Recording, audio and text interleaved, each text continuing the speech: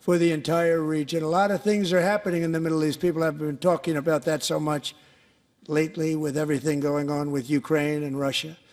But a lot of things are happening in the Middle East. It's a rough neighborhood, actually. I'm also working tirelessly to end the savage conflict in Ukraine. Millions of Ukrainians and Russians have been needlessly killed or wounded in this horrific and brutal conflict with no end in sight. The United States has sent hundreds of billions of dollars to support Ukraine's defense, with no security, with no anything.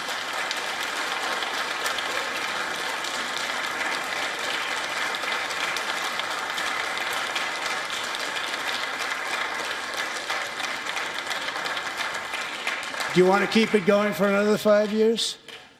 Yeah, you would say Pocahontas says yes.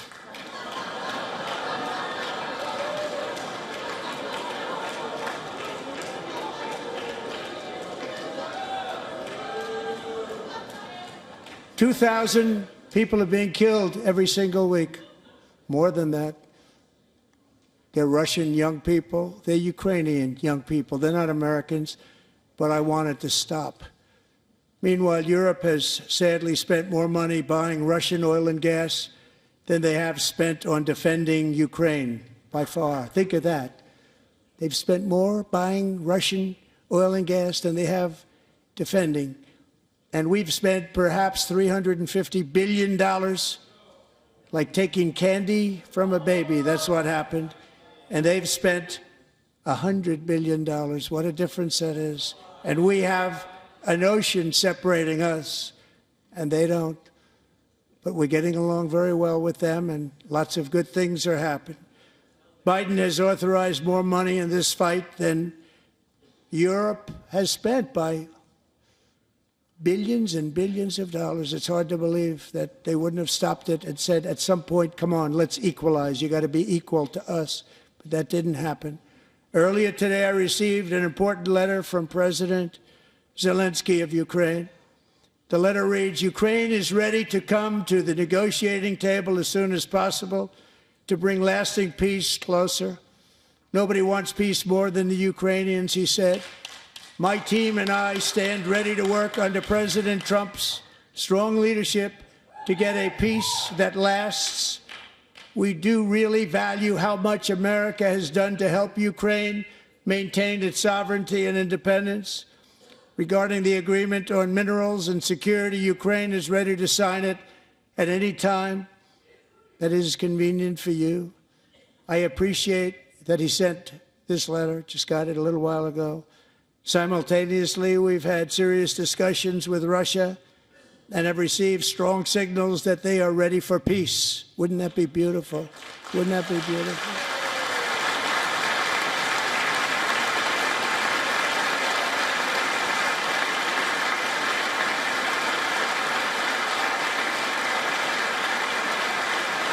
Wouldn't that be beautiful?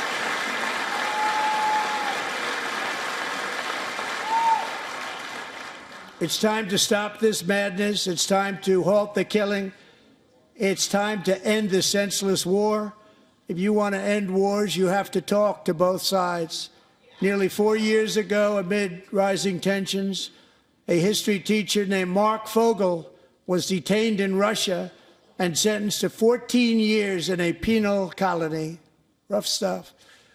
The previous administration barely lifted a finger to help him. They knew he was innocent, but they had no idea where to begin. But last summer, I promised his 95-year-old mother, Malphine, that we would bring her boy safely back home. After 22 days in office, I did just that, and they are here tonight.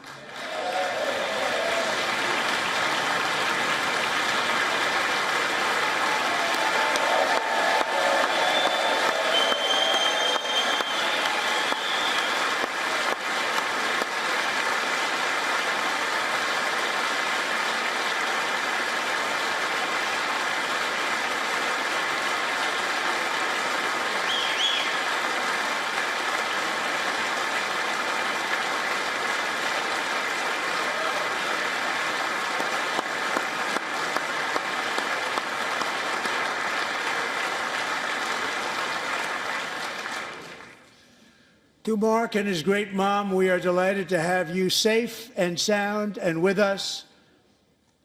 As fate would have it, Mark Fogel was born in a small rural town in Butler, Pennsylvania. Have you heard of it? Where his mother has lived for the past 78 years. I just happened to go there last July 13th for a rally.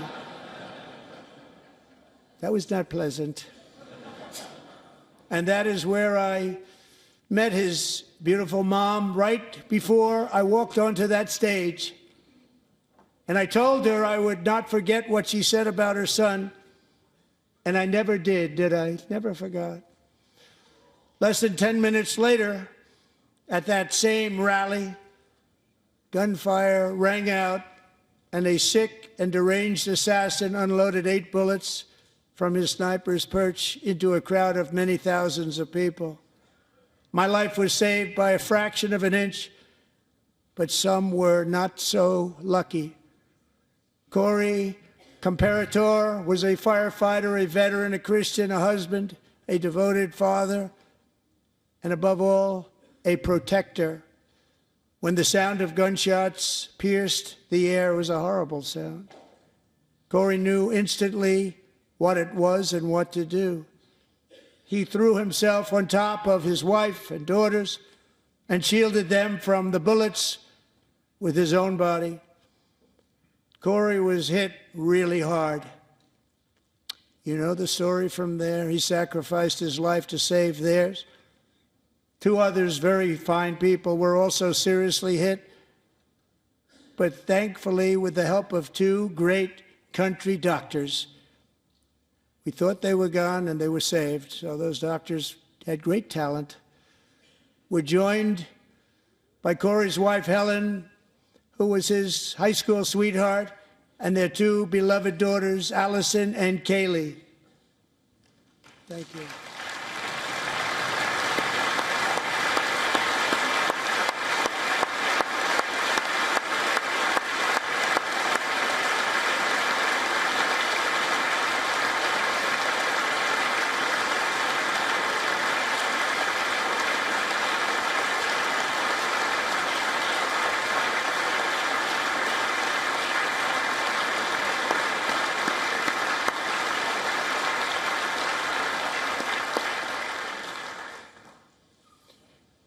To Helen, Allison, and Kaylee, Corey is looking down on his 3 beautiful ladies right now, and he is cheering you on. He loves you.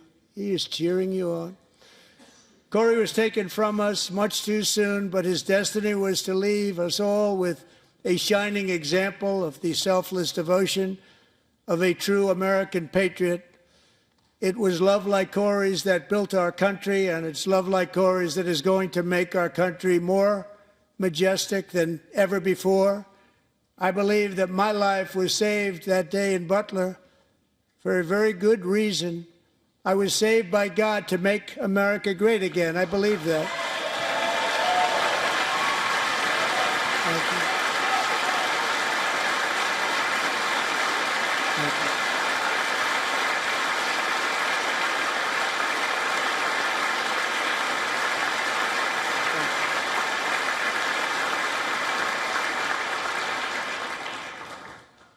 Thank you very much. From the patriots of Lexington and Concord to the heroes of Gettysburg and Normandy, from the warriors who crossed the Delaware to the trailblazers who climbed the Rockies, and from the legends who soared at Kitty Hawk to the astronauts who touched the moon, Americans have always been the people who defied all odds, transcended all dangers, made the most extraordinary sacrifices, and did whatever it took to defend our children, our country, and our freedom.